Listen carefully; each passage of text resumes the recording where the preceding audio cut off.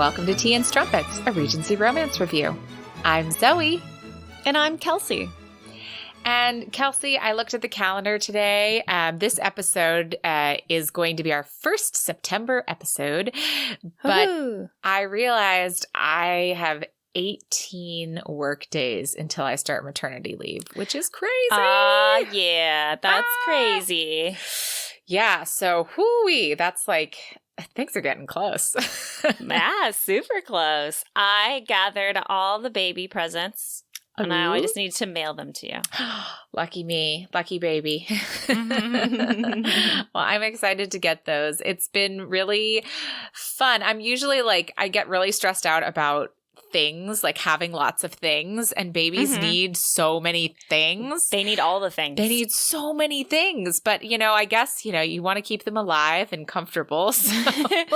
Also, you want to just save yourself the hassle. Like, I always feel bad buying people baby clothes because I'm like, oh man, like everyone just buys baby clothes. But I'm like, no, babies go through clothes very quickly. They do. Just buy all the clothes. Yes. And also, like, actually, that happens to be the thing that we have the least of because we didn't register for any. So we just kind of told people, like, and we'll take clothes and books. But then we just had very generous friends and family. So I feel very lucky. But being in this kind of isolated COVID time, I have found that getting all these things in the mail is like, it's like really nice because it's something to look forward to and be like, oh, cool, this new thing.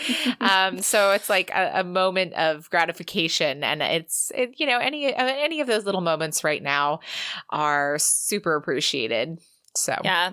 As my sister says, it's like Christmas all the time at our house because when she was staying with us, we had done a lot of online shopping. So there was like and the thing is things are back ordered. So like we bought them like a month previous, but then or we bought them later. So things were arriving just at random times. And she's like, it's like Christmas all the time at your house. There's just packages everywhere all the time. I do feel a little bit like that with all the packages we get. We get so much stuff. But we don't go to stores right now. We just order everything online. And we've been trying to also like, since we've been spending more money by shopping through Amazon and getting our groceries through Whole Foods, that already has increased our grocery bill versus going to multiple grocery stores like we used to do.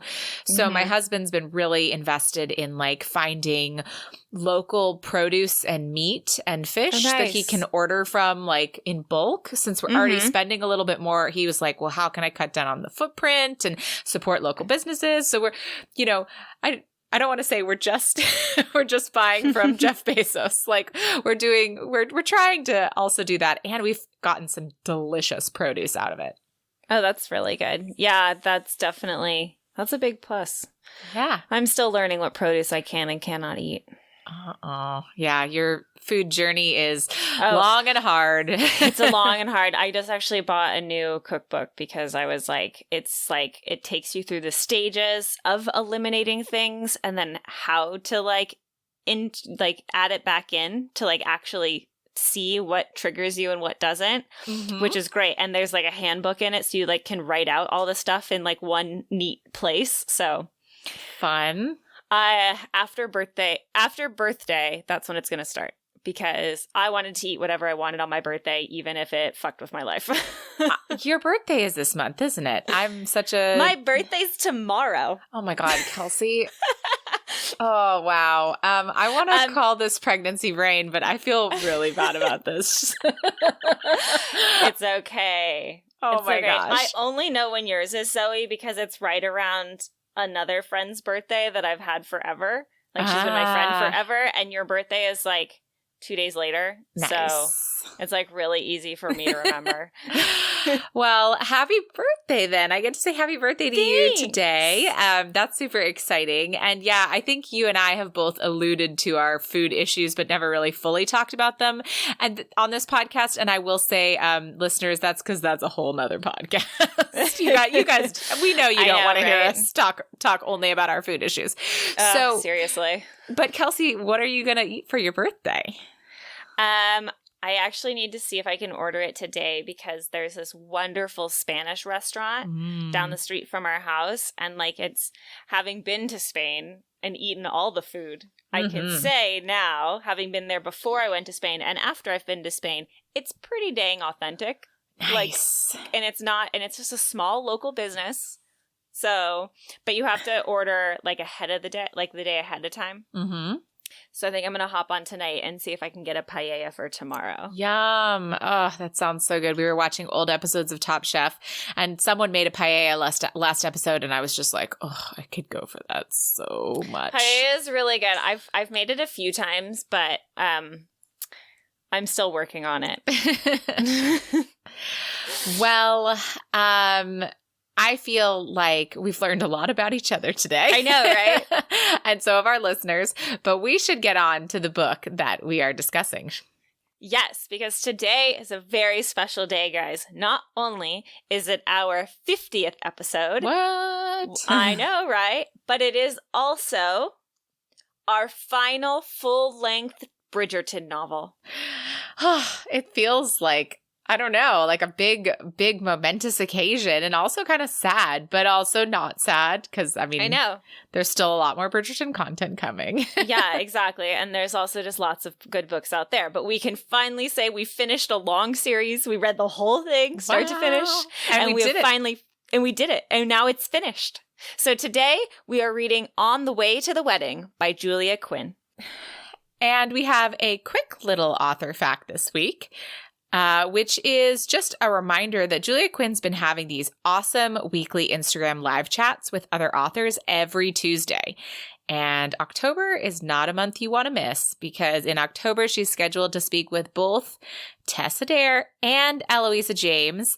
But really all of the authors on her list are fabulous. So if you want to check those out, you can find more information on her website about that. I think it's under the events section. It is under the events section. Ooh. And yeah, I've watched a couple of them. It's usually like right in the middle of my workday, but occasionally I've like put my phone on the stand and like, you know, if I'm doing something that I don't necessarily have to be like talking or in a meeting about, I'll like put it on and do some maintenance stuff. And it's really fun. Like mostly you kind of get to like see the authors you love, like with people that they really love, having an awesome conversation, similar to like podcasts, you know, yeah. where you like enjoy how two people's chemistry, like it's so fun. So check those out if you have not already. So today's main tropes are in love with the best friend, engaged to someone else, and then just a little blackmail thrown in for flavoring. Yeah, there is a touch of blackmail there. Kind of didn't see it coming. And yet I had completely forgotten about that part. Yeah, me too. Oh my God. There's so much I forgot about this book. I am really excited to get to our discussion about this. But all right. First, we have to talk about our main characters and then get into our synopsis. So our main characters today are Mr. Gregory Bridgerton and Lady Lucy Abernathy. So, shall we? We shall. Gregory Bridgerton knows it's time to do something serious with his life. He's 26 years old and really needs to find a purpose. His brother suggests he marry, but Gregory is one of the few men who readily believes in true love. He'd have to be an idiot not to after watching all his siblings and their spouses come together. So far, though, no woman has struck him in the way that he expects his true love to. However, that all changes when he enters the house party of his brother Anthony and his wife Kate. He is the last to join the party, and when he does, suddenly he sees her. Quote, he knew that she was the one. He stood frozen, transfixed. The air didn't rush from his body. Rather, it seemed to slowly escape until there was nothing left, and he just stood there, hollow and aching for more. The lady in question is Miss Hermione Watson and is clearly not the heroine of this story. Standing next to her is Lady Lucinda Abernathy, who is Hermione's best friend, and she knows that no man ever looks at her when Hermione is in the room.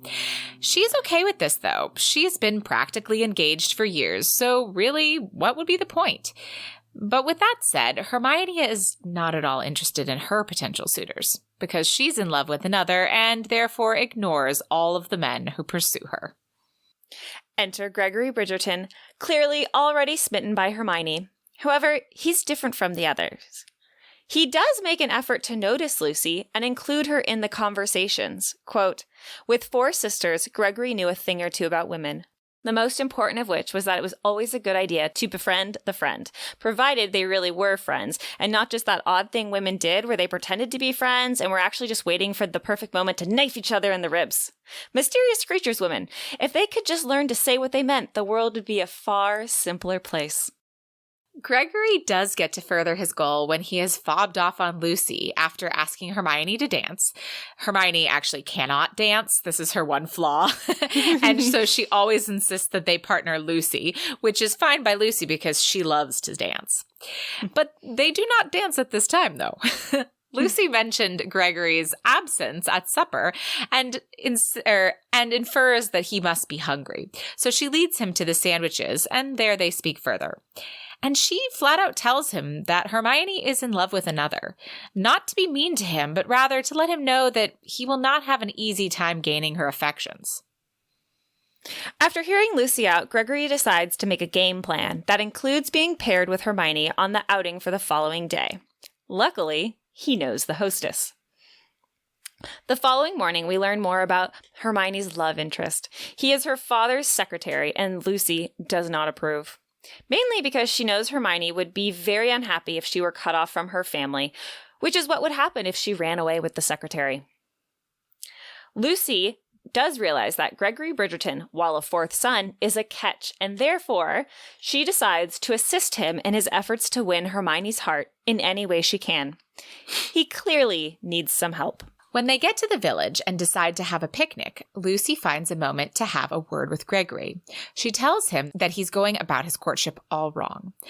Hermione is not interested in flattery. He should try something different. And while Gregory thinks this idea is kind of stupid, he does give Lucy a little credit. So far, he's barely gotten Hermione to speak with him, so maybe he should give a try to what Lucy suggests. He's a little curious, though, about why Lucy is so determined to help him. Lucy thinks it's obvious. Quote, "Why, that you are so much better than the rest. I don't know why she cannot see it. It's quite obvious to me." The rest of the day, Gregory goes on ignoring Hermione, but that's not working well, and he's annoyed and thinks Lucy's advice was dumb. The following morning, he finds a chance to speak freely with Hermione at breakfast. Lucy had remained upstairs, embarrassed by her impassioned speech about Gregory being the best of the suitors. And Gregory, instead of ignoring Hermione, decides to go with a ridiculous angle and ends up cracking Hermione's shell a bit. She even tells him she had a pleasant time when she leaves with Lucy's breakfast. Quote, "He inclined his head. The pleasure was all mine." Except that it wasn't. She had enjoyed their time together too. He could see it in her smile and her eyes, and he felt like a king. Things are about to turn, though, because Lucy's older brother Richard, the Earl of Fensworth, arrives with a summons for Lucy from their Uncle Robert. Immediately, Gregory, who followed Kate into the room, noticed 2 things. Quote, "Lady Lucinda's brother knew who he was, not just what he was born to be called. Gregory liked him immediately. Until it became obvious that he, like the rest of male humanity, was in love with Hermione Watson. The only mystery, really, was why Gregory was surprised." After all the introductions, and Lucy is finally able to get Richard alone, she gets the answer to why he's at Aubrey Hall. It's time for her to be married. Luckily, there's a bit of a reprieve because Kate was able to convince Richard they should stay a couple more days to attend her masked ball. But after that, it's back to Fensworth to be married to Lord Hasselby. She acknowledges this news and then takes some time to sit by herself in the gardens, which is where Gregory finds her and sets about cheering her up. Quote, "The world seemed a bit steadier with Lucy Abernathy yipping along like a terrier. He'd felt almost off balance when she'd been staring morosely at the trees." He shares with her some secrets, and they talk about their future plans.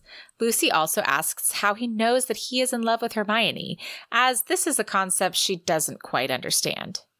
Finally, they end up back at the house, and Lucy turns to apologize to Gregory for ruining his alone time, to which he says he doesn't feel the need to be alone any longer. Quote, "She looked at him, and he looked at her, and the thought quite suddenly popped into her head.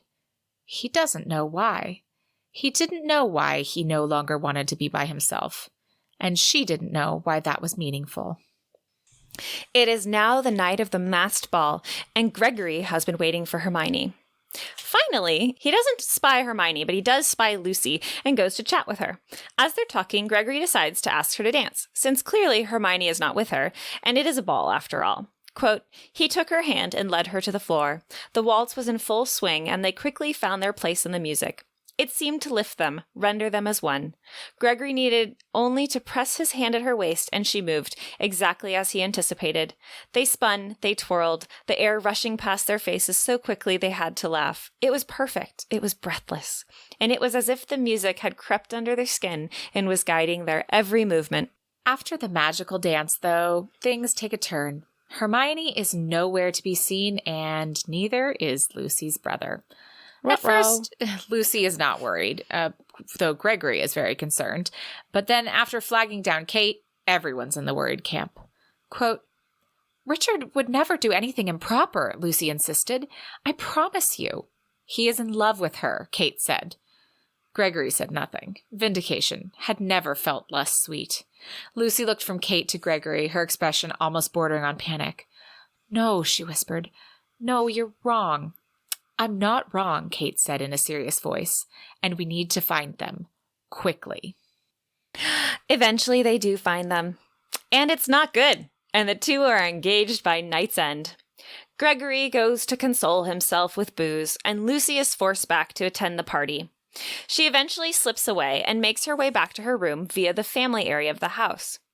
She is just so distraught by the events of the night. She had no idea that Richard had been interested in Hermione, and while Hermione thought she had been in love with the secretary, she'd gotten a similar flutter from Richard, someone she'd known for years. Quote, why did everything have to change? Lucy's life had been perfectly acceptable the way it was. Everyone had his place, and all was in perfect order, and she hadn't had to think so hard about everything. She hadn't cared about what love meant or how it felt, and her brother wasn't secretly pining for her best friend, and her wedding was a hazy plan for the future, and she'd been happy. She had been happy, and she wanted it all back. As Lucy is wandering back to her room, she comes across a drunk Gregory. She apologizes to him about the whole thing, to which he is kind and, weirdly enough, not too worried about it. He also sees that she is upset and ends up holding her arms in a steadying gesture. Quote, it's all changing, she whispered, and I can't stop it.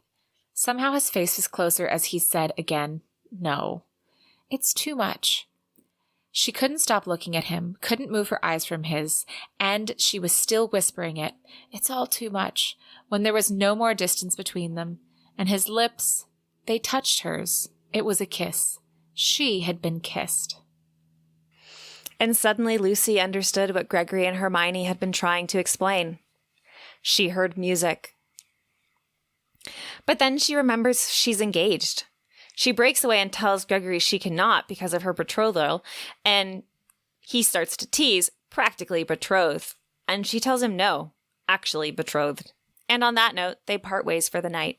The next morning, Lucy departs Aubrey Hall after clearing the air with Hermione and having an awkward encounter with Gregory. Quote, it has been lovely knowing you, she said. Her eyes caught his, and for the first time in the conversation, he saw her, saw right down to everything inside her, weary and bruised. And he saw that she was saying goodbye. A month later, Lucy is fairly miserable. Her brother and Hermione are off on their wedding trip after a short engagement, and she is realizing that her soon-to-be father-in-law is terrible. She is in London, but is not allowed out to enjoy the season. Her uncle has said that her father-in-law wants her to be introduced to society as Lady Hasselby, so she will only begin her season after the wedding. She did, however, convince him to have a dinner with Lord Davenport and Lord Hasselby, since she's only met her future husband a few times, and it might be nice to see him before the wedding day. Hasselby is actually pretty nice, nothing offensive, and will most likely make her a fine husband. His dad, however, is just, well, to make things clear, he insists on inspecting her teeth and showing him that she knows her multiplication tables at dinner, because, you know, the bloodlines. So Lucy is trying not to wallow. Quote, There was no sense in remaining miserable, no matter how difficult it was to look on the bright side. And truly, it could have been worse. So she did what she did best and tried to look at it all from a practical standpoint, mentally cataloging all the ways it could have been worse. But instead, Gregory Bridgerton's face kept coming to mind, and all of the ways it could have been better. And it turns out she's able to conjure him. As Gregory strolls through the park, literally his first hour back in London, he finds Lucy sitting on a park bench feeding the birds. Gregory asks why she is in London, and she says for her wedding, which is next week. Gregory is shocked. It's happening so soon, and seeing her she is unhappy, he invites her to his sister Daphne's party the following evening. Lucy says she is not out yet, and therefore, as much as she would like to, she cannot go. Quote, "Why?" Lucy shrugged. "There is no point in my being introduced to society as Lady Lucinda Abernathy when I'm to be Lady Hasselby in a week. That's ridiculous." "It is what they say," she frowned. "And I don't think they wish to suffer the expense either." "You will attend tomorrow evening," Gregory said firmly. "I shall see to it." "You?" Lucy asked dubiously. "Not me," he answered, as if she'd gone crazy. "My mother. Trust me, when it comes to matters of social discourse and niceties, she can accomplish anything. Have you a chaperone?" So after Gregory leaves Lucy, he turns to the person who can help liberate Lucy for the evening, his aforementioned mother. And Violet says that getting Lady Lucinda to the party will not be a problem, but what really has his mother going is that Gregory has asked for her help. He's shocked by this statement, and she tells him it's just that he always seemed to try to prove himself to his eldest siblings and is therefore not likely to ask anyone for help. He also finds out that Lord Hasselby is Lucy's intended. His mother has received a wedding invitation. He is a little shocked. Hasselby's a fine fellow, would be a good husband, but not for someone like Lucy, because Hasselby prefers men. So it's not going to be a great marriage in that sense. Yeah, Gregory knows that Lucy really wants to have a family and is meant to be the mother who manages everything. And so he realizes that this type of match, while it might be ideal for many women, would really be difficult for Lucy. Mm-hmm. So with that being said, Gregory leaves feeling lighter after having seen Violet. At Daphne's party, Gregory enters and is suddenly struck by a similar feeling. Quote, "It was her. Except it was a different her. It wasn't Hermione Watson. He wasn't sure who she was. He could see her only from the back. But there it was, that same splendid and terrible feeling. It made him dizzy. It made him ecstatic. His lungs were hollow. He was hollow. And he wanted her. It was just as he always imagined it. That magical, almost incandescent sense of knowing that his life was complete. That she was the one. Except that he'd done this before." And the woman in question turns around, and it's Lucy. And really, why is Gregory shocked? But, quote, "It was the strangest, most wonderful sensation. It was exhilarating. It was as if the world had suddenly become clear to him. Clear. He understood. He understood everything he needed to know, and it was all right there in her eyes. 'Lady Lucinda,' he said, bowing deeply over her hand, 'may I have this dance?' After the dance, Gregory asks Lucy to meet him in private. He wants to talk to her. As much as she would like to meet him, she sees no way to do it without getting ruined. Enter Hyacinth, who can see a spark and is there to help. She arranges the whole thing, giving Gregory and Lucy some alone time together. Gregory tells Lucy that she cannot marry Hasselby. He won't make her happy because he could never be a real husband to her since he doesn't like women the same way most men do. Quote, "I could have been happy with him," she whispered. No, you couldn't. You don't understand. Yes, I could," she cried out. "Maybe I wouldn't have loved him, but I could have been happy. It was what I expected. Do you understand? It was what I prepared for. And you... She wrenched herself away, turning until he could no longer see her face. "You ruined it. How?" She raised her eyes to his, and the look in them was so stark, so deep, he could not breathe. And she said, "Because you made me want you instead." And then they kiss and tell each other, "I love you." And then Gregory asks Lucy to marry him instead. which is all fine and dandy, except she's supposed to marry another next week. But Gregory insists it is for the best. They love each other and they should be together. Lucy just has to tell her uncle that she does not wish to marry Hasselby. And Lucy does accept. Mm-hmm. And the following day, Lucy meets with Uncle Robert. She tells him that she does not wish to marry Hasselby. And then it all goes terribly wrong, and her uncle says some shit that I do not feel like repeating because it was truly disgusting. Mm-hmm. However, the nail in the coffin comes when he tells her that she is the final blackmail payment to Lord Davenport, who has physical proof that her father is a traitor to the crown. If she does not marry Hasselby, Davenport will go public with the proof, which will destroy the family socially and most likely get her brother, who has just married her best friend, stripped of his title. So Lucy is now a martyr. She will give up Gregory to marry Hasselby and save her family's reputation. Gregory is waiting to hear the good news from Lucy. He's even gone to her house to see her, but has been turned away repeatedly, although he thought he saw her looking out the window at him.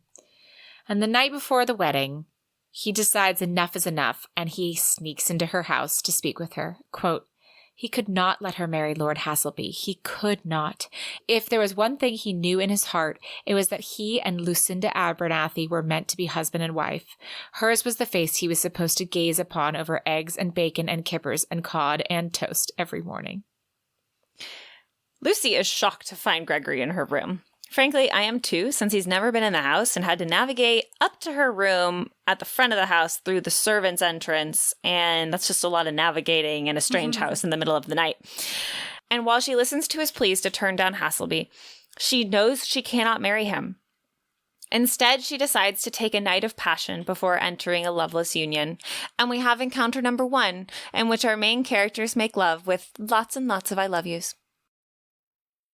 The following morning, Gregory is feeling assured that Lucy will not marry Hasselby. He leaves her, telling her that he'll be waiting for her. He decides to wait just outside the house after getting backup in the form of Colin in case things do not go well with her uncle. However, after a few hours, Gregory is starting to get concerned, but not as concerned as he is when he sees Lucy leave the house in her wedding finery to head to the church. Gregory is floored, but is not inactive.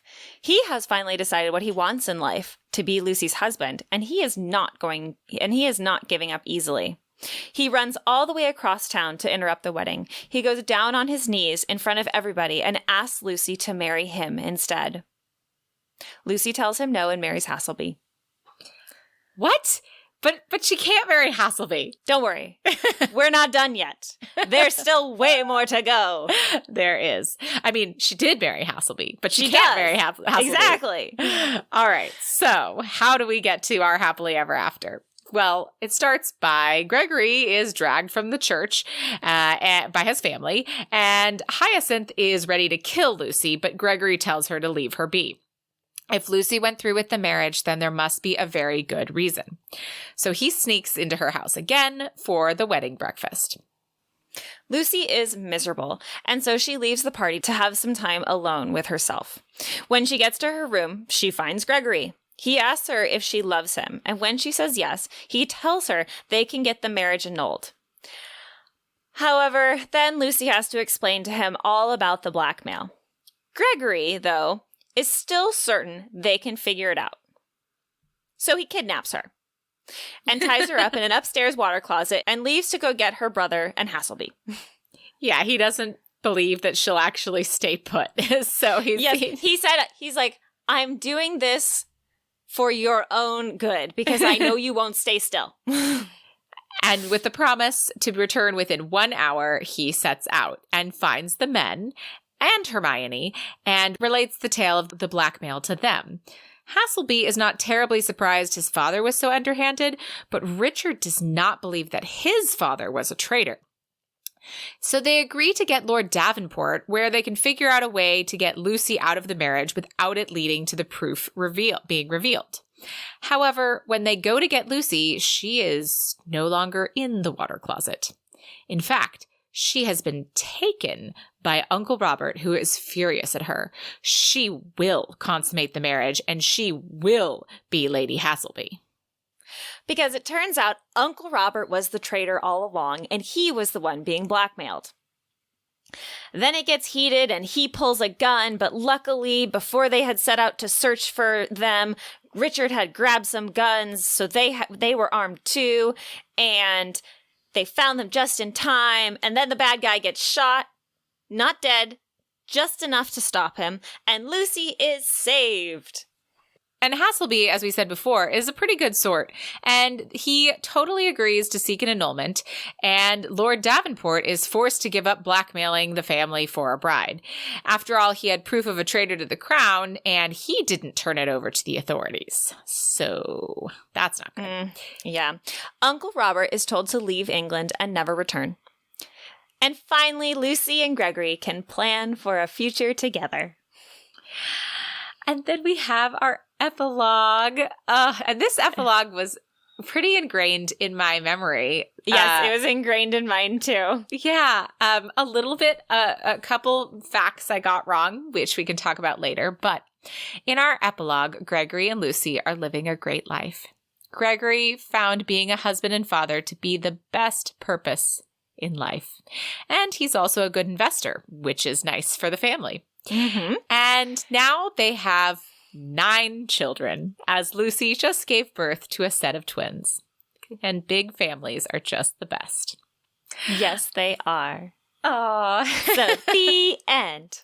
The end. And I want to talk. So shall we adjourn to the parlor? We shall.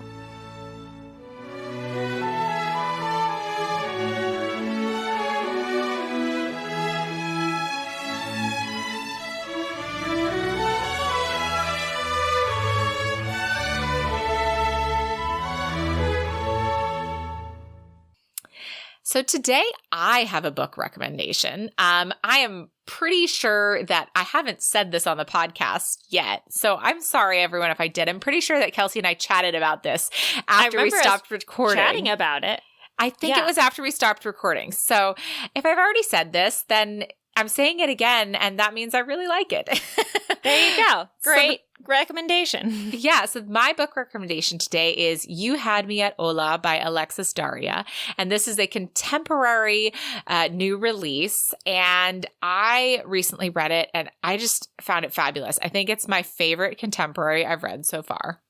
Awesome. I know. So it follows the life of, or it follows the relationship of 2 telenovela stars. They kind of, it's like a Netflix picks up an old series and redoes it with new, young, hip people, and they fall in love. And it just was so well written and so interesting. And it flowed. It was a page turner. It made me smile. I thought the writing was beautiful. And yeah, I gave it 5 stars on Goodreads. So I really liked it. Awesome. Well, if you guys need a book to pick up, you should check out You Had Me at Hola. And if you have a book recommendation, we would love to hear from you. If you have an inclusive author you love, we want to hear about it and share it here in the parlor.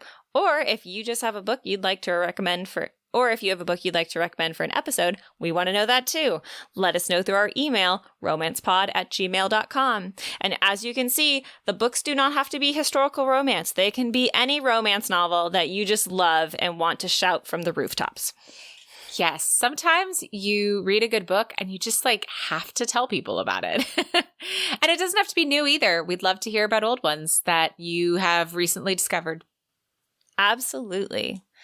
And if you'd like to follow us on social media, you can find us on Instagram and Twitter at Tea and Strumpets. T as in Tom, N as in Nancy Strumpets. We're on Facebook and Pinterest /Tea and Strumpets, and on YouTube if you search our show name. And if you really want to be in the know, you can sign up for email notifications on our website. And when you do that, you become the first to know what we're reading every month. We send you a updated calendar for that month's episodes. And I will say that if you subscribe this month, you're going to get maybe a pretty big one in October, because I think I'm going to be sending out our entire last quarter of episodes. So if you want to know what we're doing for the rest of the year, sign up now. know. And then you'll be hearing from me again in January. So you can find that through romancepod.com. And our website has all sorts of other stuff. The synopsises that we do here, we also post basically a transcript of those on our website. So if you haven't listened to an episode and you want to like skim through a synopsis, that's a great place to do it. And there's all sorts of other stuff. So head on over there to take a look. And finally, rate, review, and tell a friend. Reviews on Apple Podcasts, Facebook, or anywhere else you can review us really help other listeners find the podcast. And word of mouth is also the best way that podcasts get found. So if you like what you're hearing, we'd love for you to spread the word.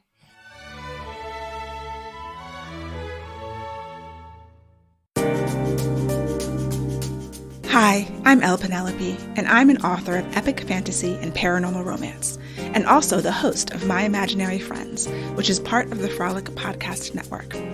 On my show, you'll get a weekly look behind the scenes of an author navigating the publishing world, as well as thoughts and tips on creativity, inspiration, writing routines, and more.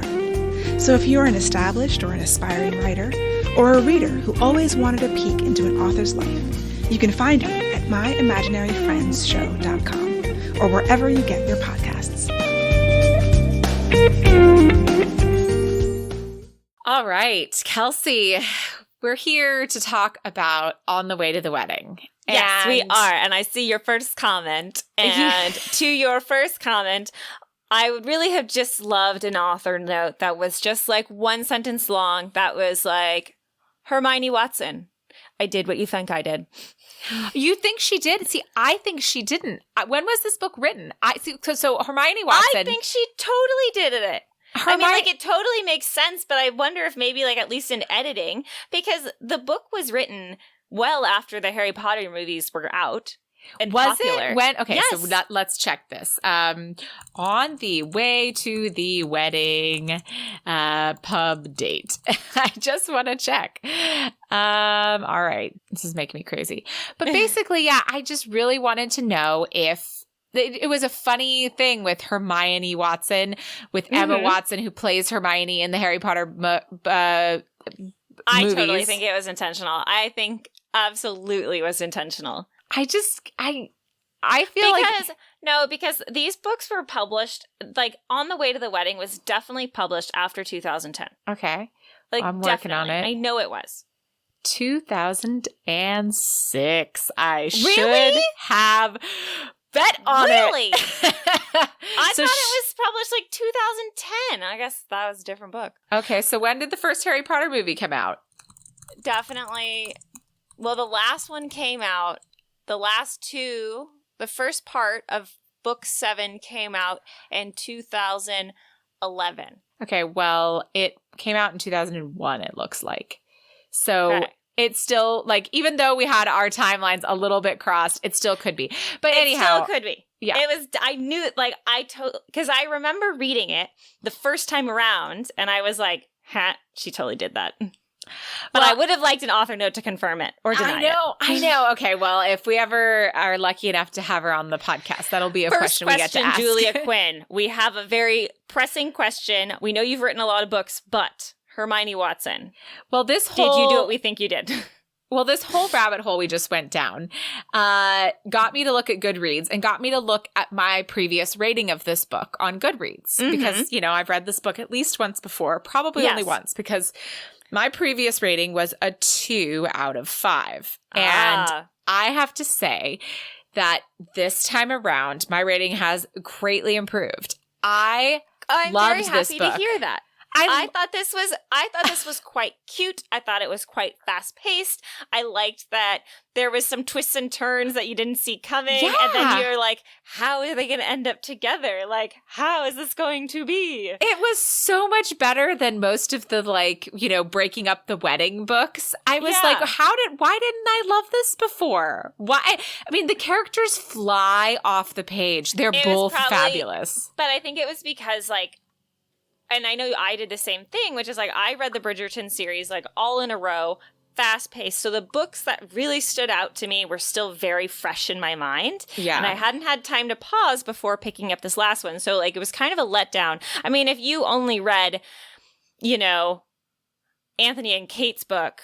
But you get so much Kate in this book. You get so much Kate in this book. But that's the thing is, like, if you read that book only 2 weeks earlier and then you're on this book, and then you see Kate, you'd be like, ugh, but they're not Anthony and Kate. I was so impressed with Lucy. I loved Lucy, and we'll get more into her. But, like, I also loved Gregory. Like, this book was so funny and so witty. Like, so witty. I did so many highlights of so many quotes, like, because they were fun. Like, they were just fun. I was just so mad at myself. Like, why do I not remember this book more? Is it because the name is kind of a crappy name and as far as the series goes, like, On the Way to the Wedding, I just, like, already I think it's a trope that I generally am like, no, I'm not into that because like, it's just not my favorite trope. But it doesn't fit the trope of, like, breaking up the wedding. So I don't know. I don't know what it was about it, but I loved it this time around. Yes. No, I really had a good time with it. I really like Lucy. And there's little quirks, which obviously I didn't put in, but, like, Lucy is, like, super hyper organized. Like, she gets, like, if she needs to be calmed down, she goes into her closet and, like, reorganizes her shoes.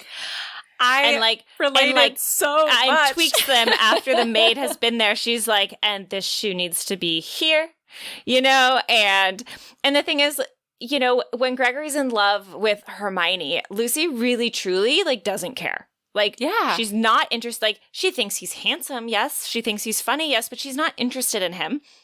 And she truly doesn't resent the attention Hermione gets. She's like, you're just like all the other ones. Like, and she doesn't think any less of herself. No, she doesn't. She's like, I know I'm attractive, but, like, who wouldn't look? Why would they look at me when that thing's standing right next to me? But she's also good friends with Hermione, and Hermione's not, like, a beautiful friend who's crappy. Like, they're truly good friends. Yes. Yeah, they're very, very different, which I also love. Like, Lucy's very pragmatic and practical, and Hermione is, like, a dreamer, but also very sweet, like, at her core. Like, she's very, she's a very good friend, like you said, and she's not just, like, a bimbo. She's very smart, but at the same time, just, like, way more, like, of a dreamer than Lucy. Yes. So, let's just get straight into our heroine opinion because I want to talk more about Lucy. I did relate so much to her.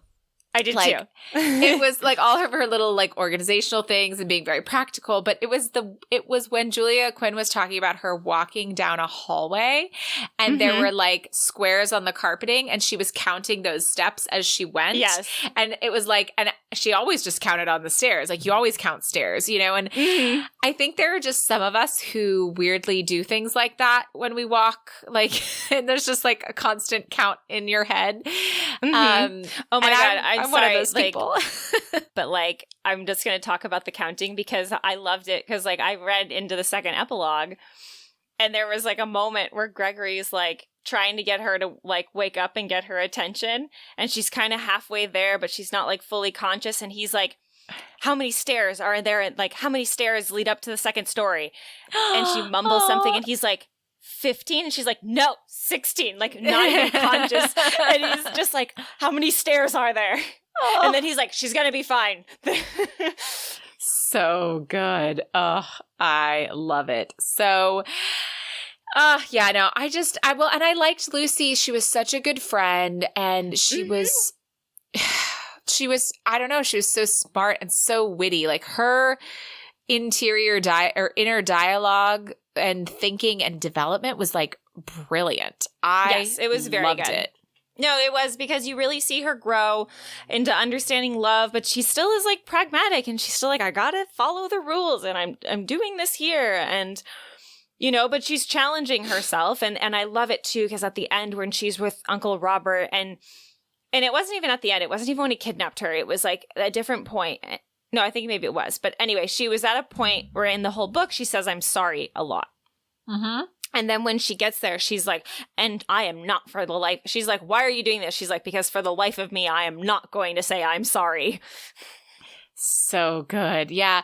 I feel like there's just like a lot to relate to with Lucy, depending on like, even if you are less of the, you know, person who counts in your head or whatever, there's things like that where just moments where she's great. And I loved her. So I don't know. I'm ready to give her a rating, and I would give her a 9. I think she's fabulous. I mean, I'm going to give her an 8.5. I'm not quite at 9, but like she's very solid for me. I like her quite a lot.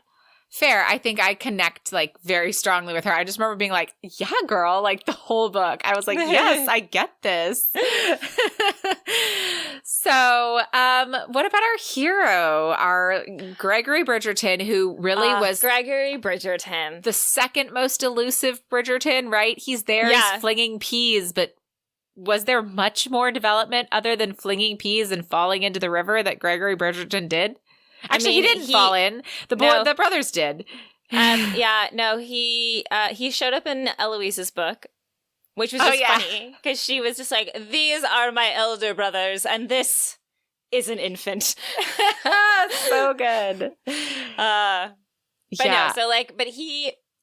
He's really fun because one, he immediately is like love struck by Hermione, but does not ignore Lucy. Like is conscious of Lucy, is conscious is around. Actually, does make an effort to talk to her, not just for ulterior motives. He does eventually just like talk to her because he likes talking to her. And he genuinely cares for her, but he also just genuinely cares about other people. And he even talks about how in the book, because, you know, Violet mentions how he always has been out to prove himself, so he never likes to ask for help. But at the same time, too, his life has always been pretty easy because he's the youngest. And instead of being like, oh, he's like, you kind of got a point there. Yeah. I really liked his development overall. Like, it was such an interesting story. It's like, I was like, what is his arc going to be, right? Because at first he falls in love and like he knew he was going to fall in love. Like that was something that he knew and you as a reader know. But yeah, it was so great that it was like, wait a minute, I fell in love, but I didn't fall in love. Is that what love is? And then when he, like you said, when he really falls in love and realizes, you know, the right person for him, he decides to go after it with a gusto. And, you know, his mom kind of gives him some similar advice to what she says to Hyacinth in the book before, of like, things are easy for you and you've never pushed yourself out of your comfort zone. It's very similarly along those lines. But it was just like, it was so much more of an arc than I expected when you start reading this book about this man who believes in love and is going to find true love, you know?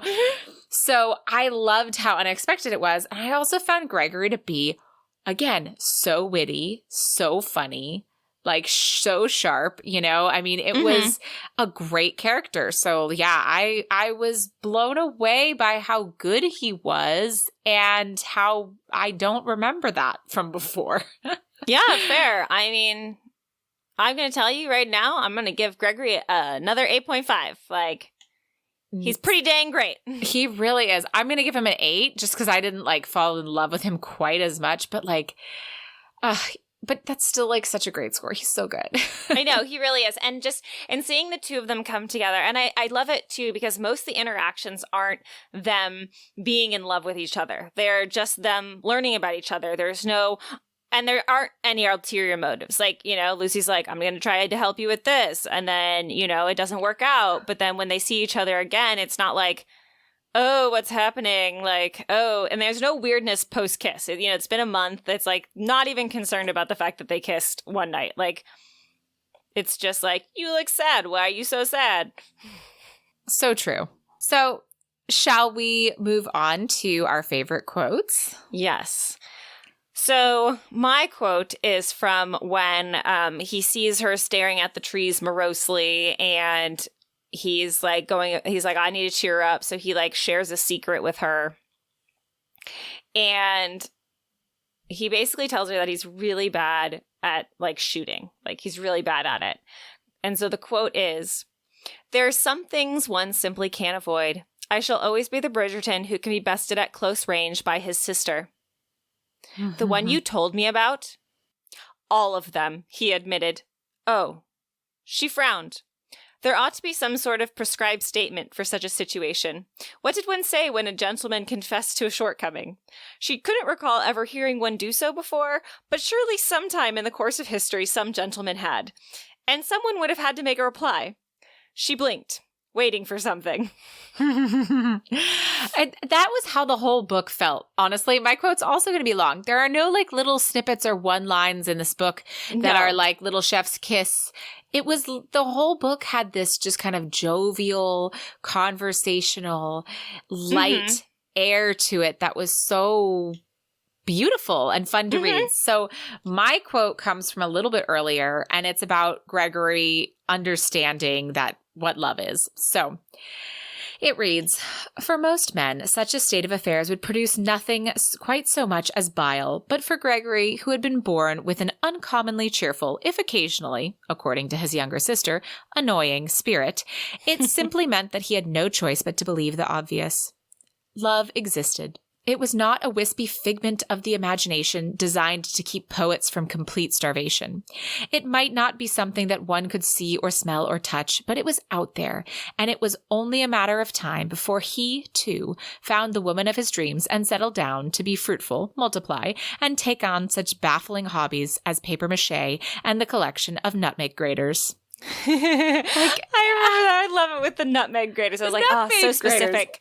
So good, but it's so true. Like the silly things you do when you get older, you know, and then those become fun for you. I mean, I have so many of them already. So yeah, such a fun read. It is funny about random things you collect. My husband says I have I have started collecting Tupperwares. Well, that's a practical hobby. Well, it is, but also like sometimes I like glass ones and he doesn't like the glass ones, but I like the glass ones because you can put the glass ones in the microwave. And, you know, and you need just the right sizes for things, Zoe.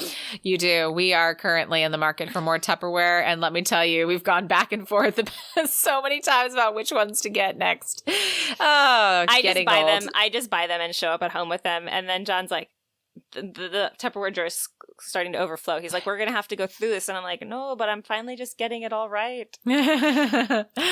Oh, I feel you there. So steaminess rating and our encounter counter. I mean, steaminess rating, I will admit, not there. It wasn't like, it was tea. Oh. I didn't find it like titillating and steamy. Like, was it nice? Yes, but like I didn't think it was a particularly hot cup of tea. I mean, it was a cup of tea. Like, yeah, it was a good cup of tea. It was a good cup. Yeah. But there wasn't like I didn't go away like with shivers, but I didn't go away meh either. It was just like agreed. A cup of tea. Agreed. I thought it had some very romantic moments that gave me like little heart flutteries in the chest, but not during the like encounter scenes. Yeah. They were usually like more just the emotional connection between the two of them. Mm-hmm. I would agree with that. And our encounter counter is all of 1. Really? I thought there were 2. Nope. 1. Well, then that says something about the steaminess because it felt more steamy than that. There were a lot of I love yous in this book, which was funny. Tons of I love yous. Because normally I hate that when they just keep doing it, but I didn't hate it this time. There was something very authentic about it where it just felt like these characters had been building up to this release, and that was the only thing they could say to let it out. So it wasn't as bad as other books that have done similar things. No, my only thing with the I love yous, which like I did comment a bit on it, was like in the one encounter that they had, and I think why it wasn't super steamy for me, because you weren't getting the feelings. It was just a lot of like, for me, it was a lot of I love yous, which were very practical and like felt right in that moment, but it didn't make it extra steamy for me. You know what I mean? Yeah, for sure. So, but I did feel like there's one scene was a little bit hotter than a lot of the Bridgerton books. Like Francesca's obviously is the hottest on the steamy scale. Uh-huh. But I felt like theirs was also like, was better than like, I don't know, who would like Colin and Penelope. It was hotter than Colin and Penelope's one scene. I would agree with that, yeah. So Colin and Penelope, there was just a lot of like, well, there wasn't even a lot of tension. I mean, like, Yeah, never mind. Are we doing this or not? Is kind of how, Yeah. you know, it was, but also still very endearing. So, feminist recap. How did you feel about this one? Yes. So I felt it was fairly feminine. Feminine? Feminist. Sorry, feminist. That's the word I'm going for. I felt it was fairly feminist. Like, it wasn't anti-feminist. Like, Gregory was happy to defer to Lucy and happy to, you know, he was definitely not the sort to put her down. He was the sort, I mean, he grew up with all those sisters. Mm-hmm. Like, great female friendships, you know, strong female characters. Well, and he admired, like, he even at one point compares Lucy to Kate. Mm-hmm. Like, and Lucy loves Kate. Like, Kate, she thinks Kate's the best. And he's like, I could see Lucy being a Kate in a few years. Like, very strong Kate vibes coming from this woman. Yes. Oh, she was very good. Yeah, I wouldn't say like this is one that I would pull out and say like if you want to feel, you know, this is a feminist text that will like leave you. But I think it's very positive overall. Mm-hmm. So I would say. And I think it was really positive too because like there's a moment when they like the first kiss kind of happens and then the second kiss, like Lucy very much is like, kiss me. Like she takes charge of it. And same thing too in the encounter. Like she very much take charge. Like she very much like tells him like we're going for it. And she is the one that like tips them over the edge. And but she does it because she's like, I'm doing this for me and I'm taking it for me. Yep. I agree. I really liked it. And I think that the kind of the positivity in that direction really helps me like books even more, especially now that we like, you know, really dig into them and actually like analyze them versus just reading them for fun. Yeah, absolutely. And okay, Zoe, so what would you rate this book as a final book rating? I am ready to update my Goodreads score. Update your Goodreads score. I'm gonna. But we don't rate out of 5, so you have to multiply that by 2, probably. I do. So I am going to be bumping my Goodreads score to 4 stars, and I'm going to give this book an 8. I think it's a great book. Awesome. I have the same opinion of it. I think it's an 8. It's a solid book. It's a fun read. It's so well written. Nothing offensive. It's very well written. The dialogue just like jumps off the page. Like, but that's something I love about Julia Quinn. Like all her dialogue just like jumps off the page and it's so great. Yeah, and just like this is a happy book, even though it's got like excitement and, you know, wedding crashing and like all these things and blackmail. It still is a very happy book, and it made me really happy to read it. So I'm so glad. I was really kind of worried after reading Hyacinth's book because I just felt the same way that I remembered feeling about Hyacinth's book. So I wasn't that thrilled to pick this one up again, and it just totally exceeded my expectations. I love it. I'm so happy that we were able to reread this series, a series that we love already. Mm-hmm. And we had a couple books like really turn around for us. Yeah. Francesca's book was a huge turnaround. Yes, for sure. And Gregory's book was also a huge turnaround as well. Absolutely. Yeah, I think that's been really fun. And we'll do an episode like recapping all of them one of these days, like kind of an overview of the Bridgertons series, maybe once we get through all the second epilogues. Just kind of do a revisit there of like our general thoughts of the series, because I think that it warrants more than just a quick wrap up at the end of this show. Yes, agreed. So, but that's not next week. No. What is next week, Zoe? So next week, we are reading one of you guys' most recommended authors to us. And this is a new author and a new book for both Kelsey and I. Yes.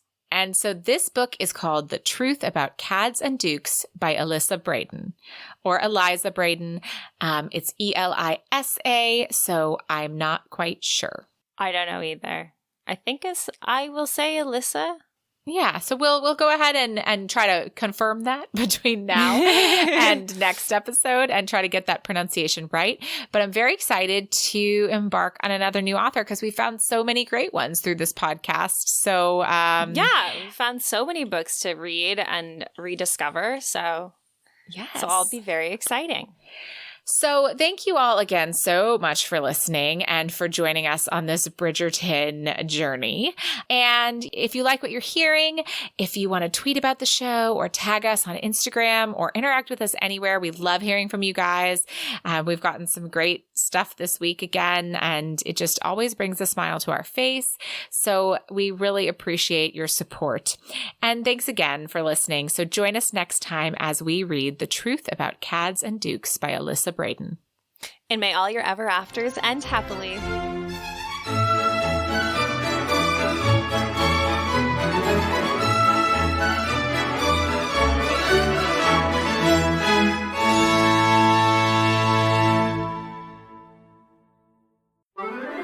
Tea and Strumpets is part of the Frolic Podcast Network.